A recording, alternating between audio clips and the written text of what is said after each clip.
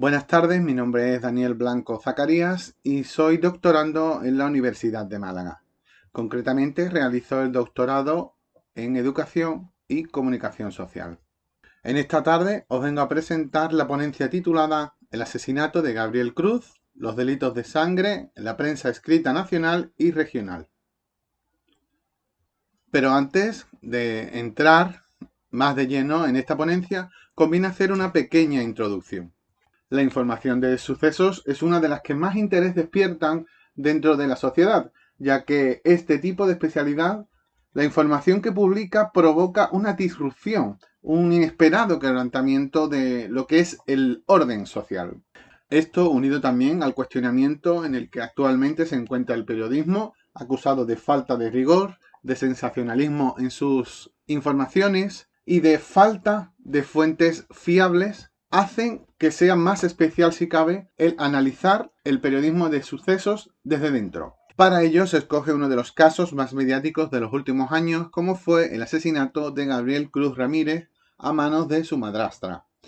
Este caso es especial ya no solo porque se trata de un menor que suscita mucho más interés dentro de la sociedad, sino porque los propios progenitores del pequeño pidieron un pacto de Estado, haciendo en él una petición de que se abstuvieran la publicación de detalles morbosos que pudieran vulnerar los derechos de Gabriel y de las futuras víctimas que pudiera haber en cualquier otro caso. Esta investigación se apoya en 4 objetivos. El primero de ellos es comprobar los límites legales entre los que se mueve el periodismo de sucesos y el judicial con respecto al derecho al honor, a la intimidad, a la propia imagen de las víctimas y a la presunción de inocencia. Todos ellos derechos fundamentales.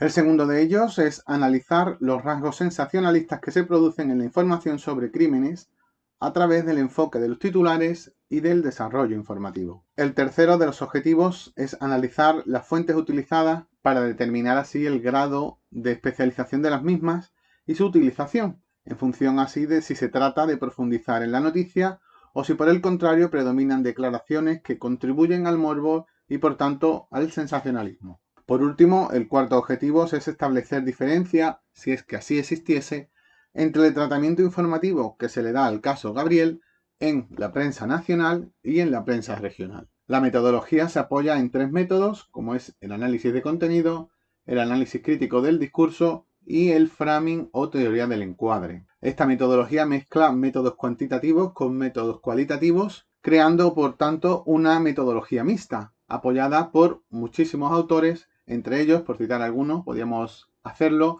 con Creswell, que es quien afirma que este tipo de metodología, este enfoque, permite una comprensión más completa de los problemas de investigación complejos. El caso de Gabriel será analizado desde el momento de su desaparición hasta que Ana Julia conoce la sentencia. Por ello, esta ponencia analizará 2 de las especialidades del periodismo, como son el periodismo de sucesos y el periodismo judicial.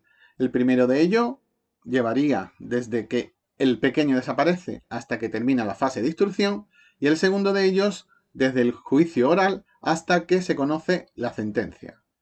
Una vez presentados ya los objetivos y la horquilla que nos ayudará a analizar mejor el caso, pasamos a dar a conocer los resultados obtenidos en esta investigación. En este primer gráfico vemos la cobertura informativa del caso desde la fase de investigación hasta la de ejecución de la sentencia.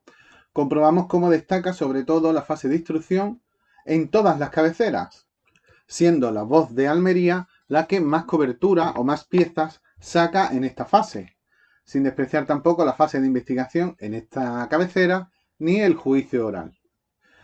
No quiere decir, ni lleva implícito, que una mayor cobertura informativa signifique que la información sea de rigor y por tanto de más calidad. Otra de las partes más relevantes dentro de la cobertura informativa es la aparición en portada. Sabemos que la portada es una de las partes más importantes de un periódico, ya que es lo primero que el lector ve. Aquí vemos cómo de nuevo La Voz sigue siendo la que más veces saca en portada el caso Gabriel, con casi el 73%, mientras que la que menos saca a Gabriel, la cabecera que lo hace en menos ocasiones, es El País, que apenas llega al 19%. Otra de las partes más importantes y en la que nos va a ayudar a comprender si hay rigor en las informaciones es el uso de fuentes. Sí que es verdad que en las 3 cabeceras hay un gran número de piezas que utiliza fuentes. Todas superan casi el 90%, a excepción de La Voz, que llega al 87%, pero tanto El Mundo como El País casi rondan el 100%. Pero claro, este cuadro no nos indica el tipo de fuente que es. Para ello, la hemos desglosado en estas categorías: registradas, reservadas, oficial, no oficial, estable y temporal, y una última opción que sería otra, para aquellas fuentes que no encajaran en ninguna de las anteriores. Como vemos, predominan las fuentes registradas y oficiales respecto al resto de fuentes. Sí que es verdad que esto nos puede dar un rigor en todas las informaciones. Pero claro, hay un caso en concreto, como el diario La Voz de Almería, en el que las fuentes no oficiales y temporales tienen una gran presencia.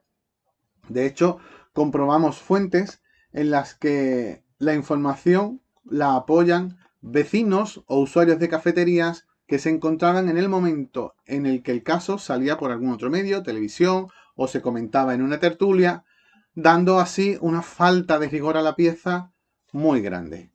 El uso de imágenes siempre capta más atención al lector. En este caso os presento una comparativa sobre el total de piezas ilustradas y las veces que de ellas la protagonista es la detenida, Ana Julia Quezada. Todas rondan más o menos el mismo porcentaje, pero destaca la cabecera El País con un 40%. 10 veces de las 25 piezas que aparecen ilustradas lo hace esta cabecera con la imagen de Ana Julia Quezada.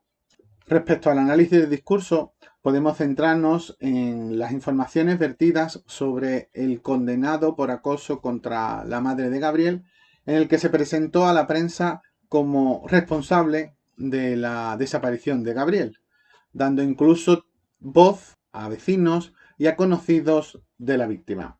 Por otro lado, también toda esa cobertura que se hace al pasado de Ana Julia, en el que se afirma incluso que el caso de la muerte de su hija Ridelka pudo no ser accidental y sí intencionada, así como un perfil psicológico que se hace a Quezada en varios medios, sin contar con un estudio con la persona, simplemente basada en las informaciones que los medios han vertido sobre ella. Por último, podríamos citar algunas de las frases que en los cuerpos de texto se han podido ver, como pueden ser con la respiración entrecortada, entre sollozos, pesadumbre agarrada a la garganta, lágrimas y desesperación, todas ellas con intención de atraer al lector al lugar de los hechos para que empaticen con las personas que protagonizan esa información y por tanto enfatizar en el dramatismo. Para concluir, podemos afirmar que cuanto más cercano está el caso al área de difusión de la cabecera, va a tener mayor cobertura, es decir, va a ir proporcionalmente a la cercanía.